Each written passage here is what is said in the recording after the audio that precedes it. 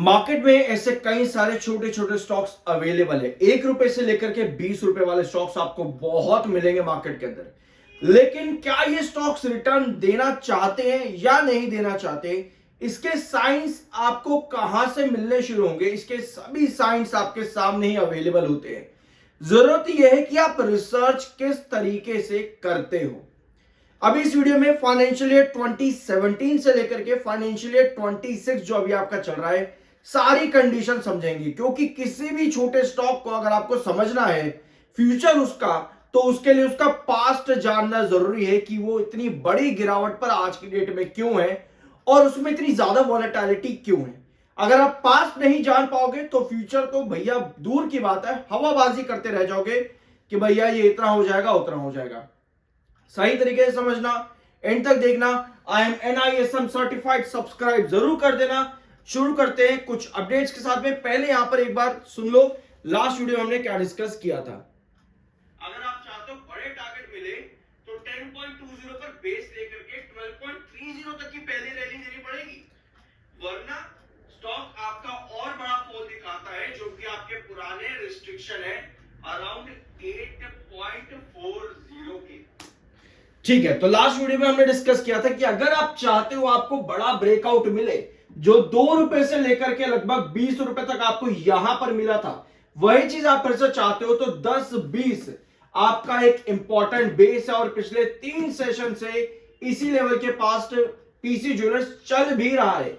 और अगर यहां पर 10-20 से आपकी रैली चलती है 12-30 तक आपकी रैली चलती है, तभी आप यहां पर एक बड़ा मूव, बड़ा ब्रेकआउट वापस से एक्सपेक्ट कर सकते हो।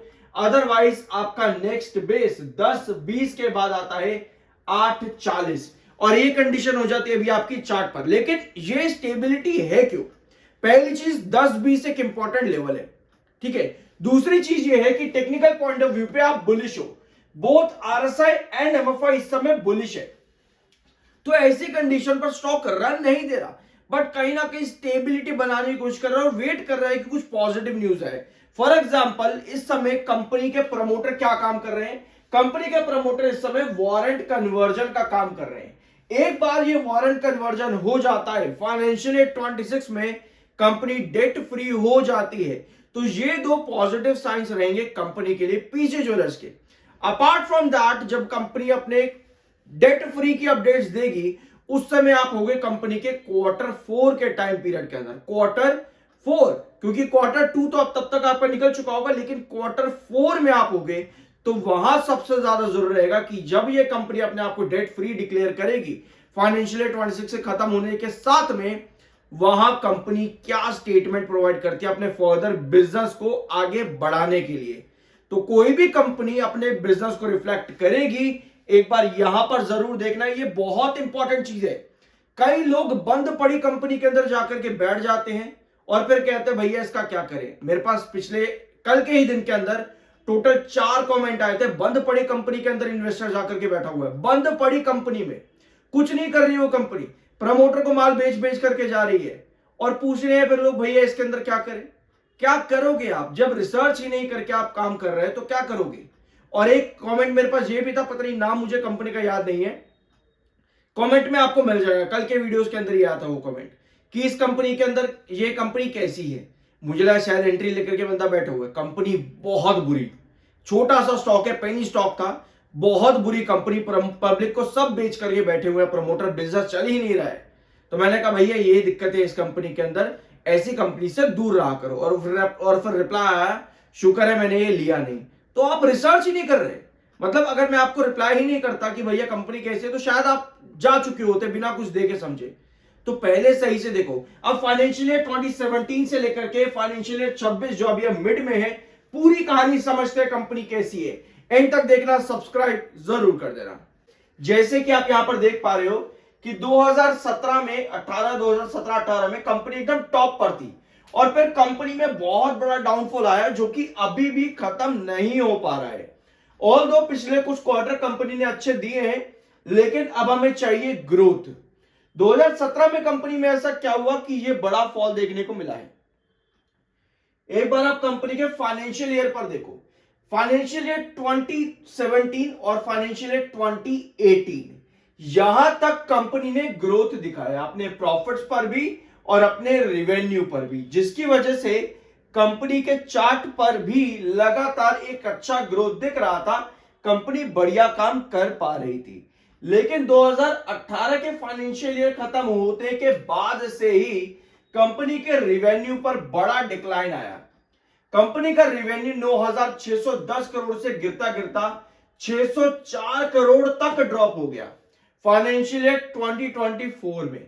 अब फाइनेंशियल ईयर 25 और फाइनेंशियल ईयर 26 जिसका भी Q2 ही खत्म हुआ है, ये दो फाइनेंशियल ईयर कंपनी में वापस से रिवाइवल लेकर के आ रहे हैं। अब आपको दिख गया कि यस, ये हाई रीजन है कि कंपनी कॉप अप नहीं कर पाई अपने पुराने नंबर से, जिसकी वजह से अभी तक हमको हाई लेवल्स वाली ग्रोथ नजर नहीं आई है।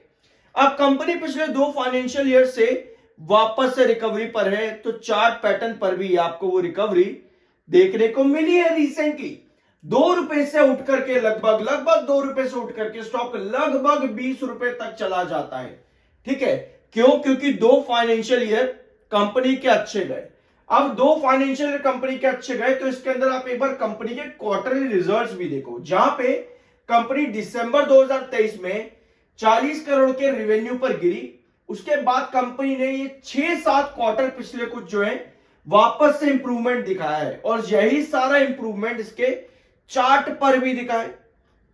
ठीक है, अब जब इतना इंप्रूवमेंट कंपनी ने दिखा दिया तो वापस से 20 रुपए से नीचे आने का रीजन क्या है? रीजन ये है कि कंपनी क्या कर रही है, कंपनी मेजर चेंजेस लेकर के आ रही है। फॉर एग्जांपल अलॉटमेंट और conversion of warrants. Conversion of warrant PC jewellers के लिए कितना इंपॉर्टेंट है, इसके लिए मैं एक स्पेसिफिक वीडियो आपके साथ ऑलरेडी अपलोड कर चुका हूं। अगर आपने वो बिल्कुल नहीं देखा है, बहुत ध्यान से देखना, क्योंकि एक पेनी स्टॉक 10 रुपए के ऊपर है, यस इसको पेनी स्टॉक नहीं कह सकते। जो 10 रुपए के शेयर, 10 रुपए के नीचे का शेयर होता है उसको पेनी स्टॉक कहते हैं, जो सिंगल डिजिट में होता है। ठीक है, लेकिन क्या फिर भी मैं इसको पेनी स्टॉक ही कहता हूं, फिर भी क्या ये पेनी स्टॉक वापस से उठ पाएगा? इसके लिए हमें चाहिए कि कंपनी अपने जिस भी प्रोसेस पर काम करे, जैसे कि वारंट अलॉटमेंट, ये प्रोसेस कंपनी का पूरा हो जाए।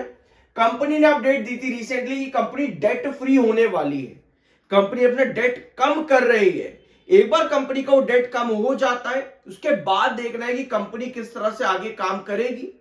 डेट कम कर देना एक पॉजिटिव साइन नहीं है, ऑल्दो कंपनी के ऊपर से एक प्रेशर हट जाता है, नेट कैश फ्लो के ऊपर से कंपनी का प्रेशर हट जाता है, बट एक पॉजिटिव साइन डेट खत्म करने के बाद तब आता है जब कंपनी अपने रेवेन्यू पर ग्रोथ दिखाना शुरू करे। क्योंकि मार्केट में ऐसी बहुत कंपनी है जो अपने आप को डेट फ्री डिक्लेयर कर देती है, बट उसके बाद कंपनीज वो रेवेन्यूज, वो प्रॉफिट्स नहीं देती हैं, तो शेयर पर भी कोई इफेक्ट नहीं आता है। तो ये सब पॉइंट आपको यहां पर देखने जरूरी है कि कंपनी डेट फ्री अपने आप को बता रही कर देंगे, उसके बाद वो रेवेन्यू आना जरूरी है। सब्सक्राइब कर देना अगर अभी तक आप लोगों ने नहीं किया है तो। सितंबर 2025 में आपके प्रमोटर ने सेलिंग करी थी, 37.61% आपके पास प्रमोटर हो गए थे। आपके एफआईज ने बाइंग करी, डीआईएस ने थोड़ा सा सेल किया और पब्लिक ने भी खरीदारी करी। हमें चाहिए कि एटलीस्ट अगर यहां पर प्रमोटर बेच भी रहे हैं ना, तो वो ज्यादातर माल आपकी लार्ज एंटिटीज के अंदर जाए, मतलब कि एफआईज और डीआईएस के पास जाए। क्योंकि जितनी पब्लिक की होल्डिंग बढ़ती रहती है ना, उतने ही कम इन्वेस्टर्स जो है वहां पर एक्टिव होते हैं, यानी कि इंस्टीट्यूशनल इन्वेस्टर्स। क्योंकि एक रिटेल इन्वेस्टर क्या करता है, आज उसका सेंटीमेंट कुछ और है, कल बदल जाएगा। लेकिन एक लार्ज एंटिटी जो अपना हजारों करोड़ों उठा करके लेकर के आती है मार्केट के अंदर ना, वो कंपनी के फाइनेंशियल्स, बिजनेस, फ्यूचर ग्रोथ, सब चीजों को देखती है। एक रिटेल इन्वेस्टर बस यही देखता है कि शेयर का रेट इतना कम है, भैया इतना हो जाएगा, चलो जी इन्वेस्ट कर दिया। 1-2 रुपए नीचे गिर जाएगा वो बेच देगा, वो कहेगा भैया बेकार कंपनी, पागल बना दिया कंपनी, बेवकूफ बना दिया।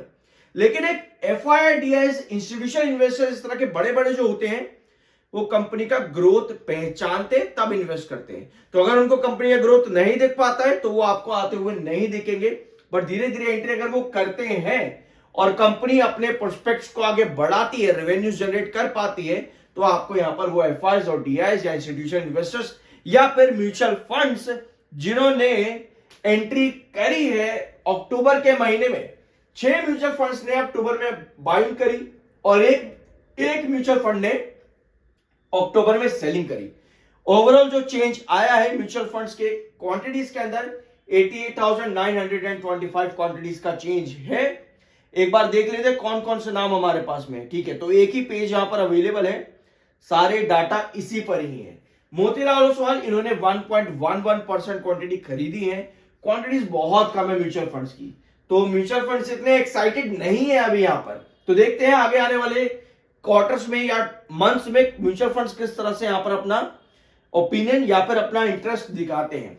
रिसेंटली कंपनी ने अच्छे क्वार्टर दिए। डेट रिडक्शन के बारे में कंपनी ने बताया कि फाइनेंशियल 26 के आखिर तक कंपनी डेट रिड्यूस कर देगी, खत्म ऑलमोस्ट कर देगी अपने आप को, मार्च 2026 तक खत्म कर देगी।